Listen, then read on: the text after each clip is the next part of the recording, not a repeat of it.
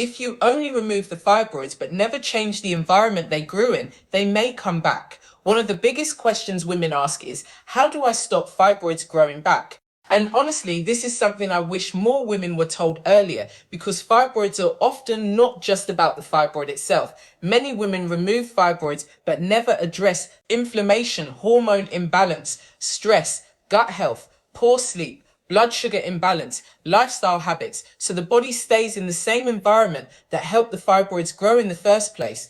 Now, every woman is different and medical support is important, but here are some things that help me support my body long term.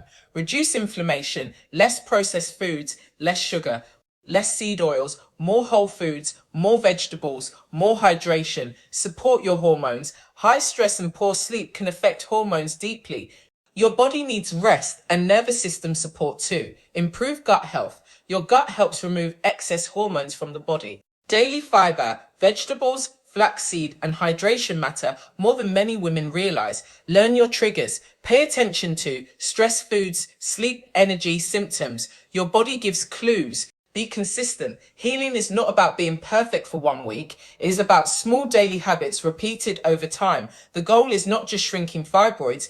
The goal is creating a healthier internal environment so your body can function better long term. And if this video helped you, please subscribe, like, and share this with another woman who needs hope and support on her journey too.